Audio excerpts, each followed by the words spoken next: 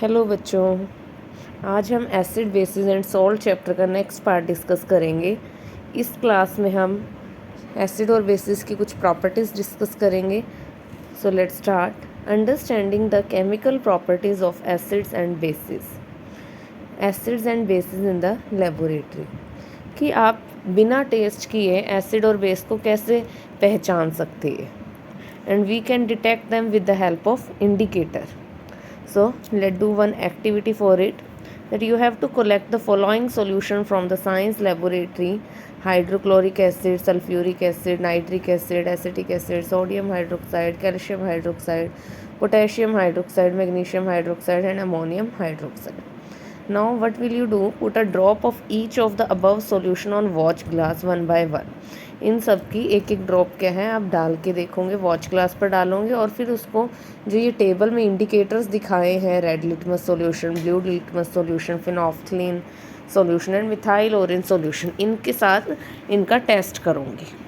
ठीक है, तो इंडिकेटर्स कौन होते हैं बेटा? These indicators tell us whether a substance is acidic और basic by change in their colour. Indicator कौन होते हैं? जो इंडिकेट करें, क्या इंडिकेट करें कि जो गिवन सब्सटेंस हमें दिया है वो एसिड है या बेस है। और वो कैसे पता लगेगा हमें कि वो चीज़ एसिड है या बेस है? उनके कलर चेंज से पता लगेगा। ठीक है, there are some substances whose odour changes in acidic और बेसिक मीडिया। कुछ ऐसे होते हैं इंडिकेटर्स जिनका ऑर्डर मीन्स उनकी स्मेल चेंज हो जाती है जब उनको एसिड में डालें या बेस में डालें, वो डिफरेंट डिफरेंट स्मेल देते हैं। तो क्योंकि हम उन सब्सटेंस को स्मेल की हेल्प से समझ पा रहे हैं, पहचान पा रहे हैं, तो उन इंडिकेटर्स को क्या बोला जाएगा? These are called olfactory indicators. Okay, तो जब आप फॉर एग्जाम्पल जब आप हाइड्रोक्लोरिक एसिड को रेड लिटमस सॉल्यूशन में डालोगे तो आपको क्या कलर मिलेगा? कोई कलर चेंज नहीं मिलेगा। नहीं सॉरी, तो आपको क्या होगा? हाँ ठीक है, रेड है वो रेड ही रहेगा। जब आप HCl को ब्लू लिटमस सॉल्यूशन में डालोगे तो क्या होगा? वो ब्लू से रेड चेंज हो जाएगा। तो ये किसकी इंडिकेशन है? जब ब्लू लिटमस सॉल्यूशन रेड में चेंज हो जाए, इट मीन्स जो गिवन सब्सटेंस है वो क्या है? एसिड है। तो इससे पता लग जाएगा कि हमें जो दिया हुआ है सब्सटेंस वो एसिड है। फिनोफ्थलीन इंडिकेटर में डालोगे तो क्या होगा? वो कलरलेस होता है तो वो कलरलेस ही रहेगा। ठीक है, ऐसे ही मिथाइल ऑरेंज के साथ डालोगे तो वो कुछ कलर देगा, जो उससे आपको पता लग जाएगा कि जो गिवन सॉल्यूशन है वो क्या है? एसिड है, बेस है या न्यूट्रल है। क्लियर? नेक्स्ट एक्टिविटी है ऑल्फैक्टरी इंडिकेटर्स की पहचान के लिए। क्या कर रहे हैं हम इसमें? Take some finely chopped onions in a plastic bag along with some strips of clean cloth. आपको एक बैग के अंदर क्या है? अनियंस डाल दोगे आप उसके अंदर, ठीक है, और कुछ कपड़े रखे हैं उसके अंदर। Tie up the bag tightly and leave overnight in the fridge, और उसको रात को बांध के रात भर रख दो। The cloth strips can now be use to test for acid and base. अब उन कपड़ों को हम क्या है चेक कर सकते, उनकी हेल्प से हम चेक कर सकते हैं कि जो गिवन सब्सटेंस हमें दिया होगा वो एसिड है या बेस है, क्योंकि उन कपड़ों में अब किसकी स्मेल हो गई है? अनियन की स्मेल हो गई है। Take 2 of these cloth strips and check their odour. 2 cloth strips लेंगे और उनका ऑर्डर मीन्स उनकी स्मेल चेक करेंगे। तो क्या है? अनियन की स्मेल आएगी। तो अब क्या करेंगे? उस क्लॉथ स्ट्रिप्स को, एक क्लॉथ स्ट्रिप को हम HCl सोल्यूशन के पास लेकर जाएंगे और एक क्लॉथ स्ट्रिप को हम NaOH यानी कि सोडियम हाइड्रोक्साइड सोल्यूशन के पास लेकर जाएंगे। एज वी नो HCl क्या है? एक एसिड है, और सोडियम हाइड्रोक्साइड क्या होता है? एक बेस होता है। तो जब हम उस क्लॉथ स्ट्रिप को क्या करेंगे? पहले क्या करना है? Rinse both cloth strips with water. पहले दोनों क्लॉथ स्ट्रिप्स को एक HCl के पास लेकर गए और दूसरे को सोडियम हाइड्रोक्साइड के पास लेकर गए। फिर उनको क्या कर दिया? पानी में डाल दिया। एंड चेक देयर ऑर्डर, और उनकी स्मेल चेक करेंगे हम। तो आप क्या देखोगे? जब जिस क्लॉथ को आप HCl के पास लेकर गए थे उसमें क्या है? स्मेल परसिस्ट रहेगी, मतलब अनियन की स्मेल आती रहेगी आपको। बट जिस क्लॉथ स्ट्रिप को आप सोडियम हाइड्रोक्साइड के पास NaOH के पास लेकर गए थे उसकी स्मेल क्या है? ख़त्म हो जाएगी। तो इससे आप पहचान पाओगे कि कौन सा सब्सटेंस है वो एसिड और कौन सा बेस है। तो ये किस तरह का इंडिकेटर है? Onion is an olfactory indicator.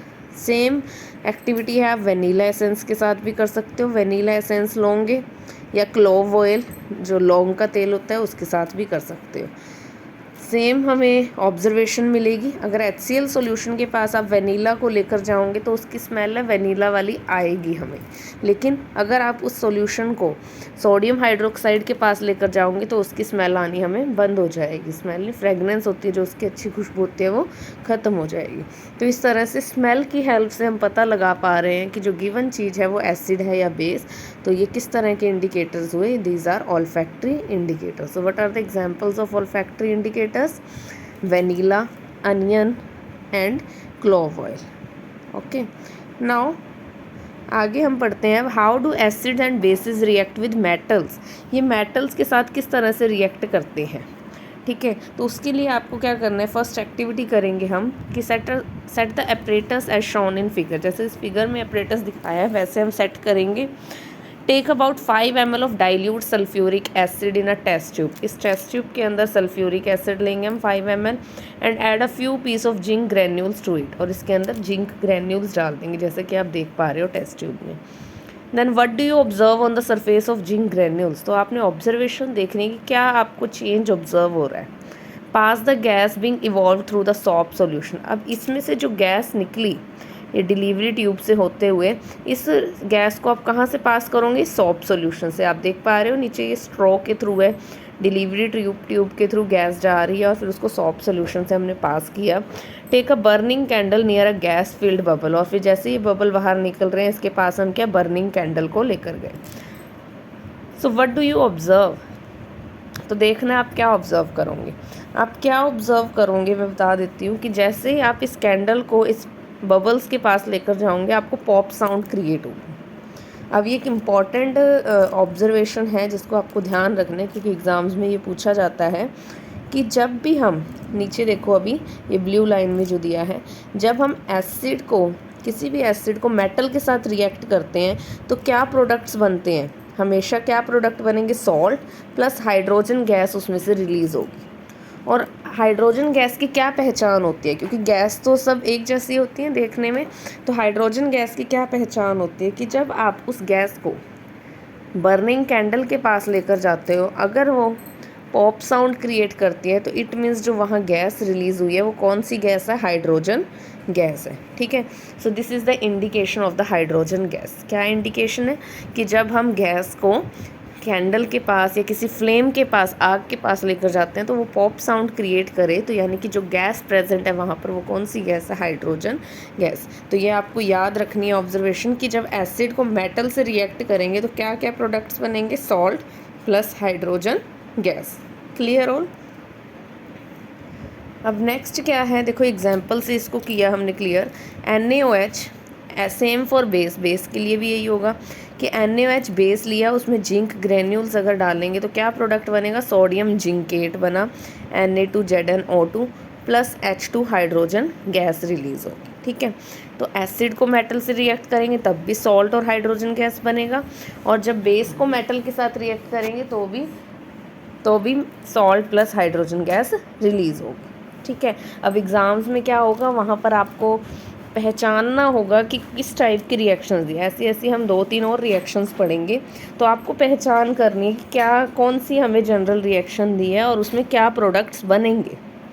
Okay, next chemical property क्या है, देखो how do metal carbonates and metal hydrogen carbonates reacts with acid. कि मेटल कार्बोनेट्स और मेटल हाइड्रोजन कार्बोनेट्स एसिड्स के साथ कैसे रिएक्ट करते हैं। उसके लिए क्या एक्टिविटी की हमने, 2 टेस्ट ट्यूब्स लेंगे। Take 2 test tubes, label them as A and B। उनको एक ट्यूब को A नाम दिया, एक ट्यूब को B नाम दे दिया। Take about 0.5 gram of sodium carbonate in test tube A. Test tube A में क्या लिया आपने? सोडियम कार्बोनेट यानी कि मेटल कार्बोनेट लिया, and about 0.5 gram of sodium hydrogen carbonate in test tube B. और सेकेंड ट्यूब में आपने 0.5 ग्राम सोडियम हाइड्रोजन कार्बोनेट लिया। अब क्या करेंगे, दोनों ट्यूब्स में 2 ml डाइल्यूट HCl डालेंगे। HCl क्या होता है? एसिड या बेस? एसिड, ठीक है। सो अब हमने मेटल कार्बोनेट यानी कि सोडियम कार्बोनेट में भी एसिड डाला है, सोडियम हाइड्रोजन कार्बोनेट में भी एसिड डाला। So what do you observe. तो आप क्या ऑब्जर्व करेंगे, आपने क्या देखा, उसमें से गैस रिलीज़ हो रही है, और उस गैस को फिर आपने क्या किया, pass the gas produced in each case through lime water. जो उसमें से गैस निकली उसको हमने लाइम वाटर में से पास किया। लाइम वाटर कौन होता है, क्या फॉर्मूला है, इंपॉर्टेंट है ये भी। लाइम वाटर का फॉर्मूला होता है कैल्शियम हाइड्रोक्साइड सॉल्यूशन, ठीक है। एंड रिकॉर्ड योर ऑब्जर्वेशन, और फिर देखो क्या ऑब्जर्व हुआ। The reaction occurring in the above activity are written as, क्या जो हमने ऊपर अभी पढ़ा एक्टिविटी में उसको रिएक्शन की फॉर्म में लिखेंगे तो ये है। टेस्ट ट्यूब ए में क्या क्या है, सोडियम कार्बोनेट प्लस HCl है। क्या रिलीज़ हुआ, sodium chloride plus water plus carbon dioxide, bracket में लिखा है G। कौन सी गैस रिलीज़ हुई है, कार्बन डाइऑक्साइड। और सिमिलरली टेस्ट ट्यूब बी में क्या बना, सोडियम हाइड्रोजन कार्बोनेट को जब HCl से रिएक्ट करेंगे तो क्या बनेगा, NaCl plus water plus CO2 gas.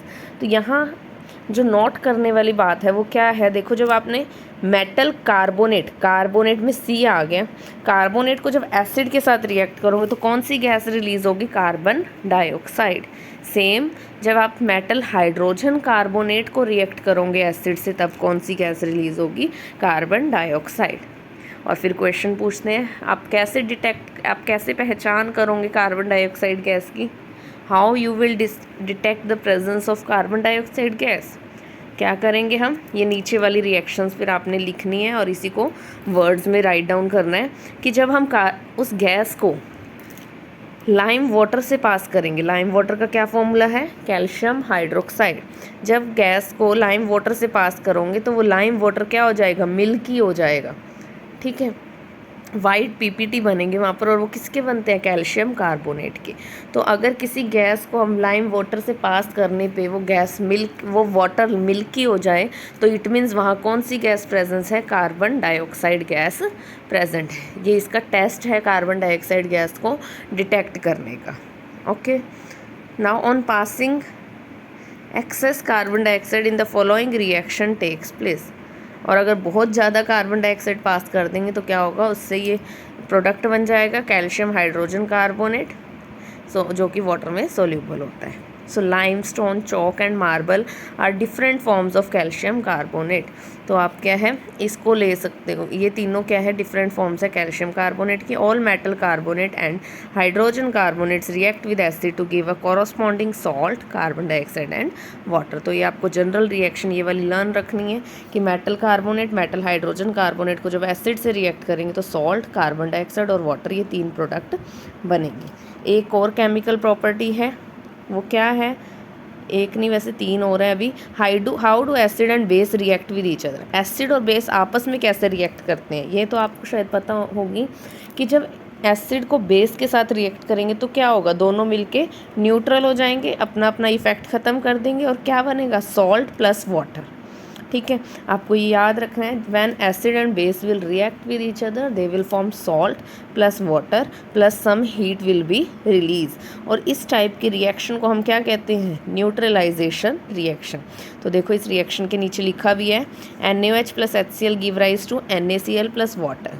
So the reaction between an acid and a base to give a salt and water is known as neutralization reaction. Important है, ये आपसे क्वेश्चन पूछा जा सकता है, व्हाट इज़ न्यूट्रलाइजेशन रिएक्शन। तो आपको neutralisation reaction की डेफिनेशन देनी है और साथ में ये वाली रिएक्शन एज एग्जाम्पल देना है। नेक्स्ट है केमिकल प्रॉपर्टी, क्या है, reaction of metallic oxide with acid. Metallic oxide मतलब मेटल के साथ ऑक्सीजन को ऐड कर देंगे, तो जब मेटलिक ऑक्साइड को एसिड के साथ रिएक्ट करेंगे तो क्या फॉर्म होगा। तो नीचे देखो क्या मिला हमें, मेटल ऑक्साइड को जब एसिड से रिएक्ट करते हैं तो क्या बनता है, सेम जैसे न्यूट्रलाइजेशन रिएक्शन में बना था प्रोडक्ट वही बनेगा यहाँ भी, सॉल्ट प्लस वाटर, ठीक है। एक इम्पॉर्टेंट बात जो यहाँ याद रखने वाली है कि जो मेटल ऑक्साइड है उनका नेचर कैसा होता है, एसिडिक होता है या बेसिक नेचर होता है, वो आपको याद रखना है। जो मेटलिक ऑक्साइड्स होते हैं उनका नेचर होता है बेसिक नेचर, ठीक है। फॉर एग्जांपल मेटलिक ऑक्साइड में कौन आ जाएगा, सोडियम ऑक्साइड, ठीक है। तो वो किस तरह का है, एसिड और बेस, वो बेसिक ऑक्साइड्स हैं। क्लियर बेटा। तो नेक्स्ट है reaction of non metallic oxide with base. Non metallic oxide को अगर आप बेस से रिएक्ट करेंगे, नॉन मेटेलिक मीन्स पहले नॉन मेटल होगा उसके साथ ऑक्सीजन जुड़ी है। फॉर एग्जांपल जैसे कि हम सोच सकते हैं carbon dioxide. Carbon dioxide, carbon क्या है, एक नॉन मेटल है, और उसको ऑक्सीजन से जोड़ दिया तो वो क्या हुआ, नॉन मेटल ऑक्साइड बन गया, यानी कि कार्बन डाइऑक्साइड। अगर आप उसको बेस से रिएक्ट करेंगे तो क्या बनेगा, सॉल्ट प्लस वाटर। अब यहाँ इंपॉर्टेंट है याद रखने कि जो नॉन मेटलिक ऑक्साइड्स होते हैं वो कैसे नेचर के होते हैं, एसिडिक नेचर के होते हैं। ठीक है, तो क्या क्या बातें है, मेटलिक ऑक्साइड है वो बेसिक नेचर होता है, और non metallic oxide acidic nature के होते हैं। क्लियर ऑल, सबको समझ आ गया है इतना पार्ट? अगर आपको कोई भी डाउट है यहाँ तक, then you can ask in comment section. Thanks for watching.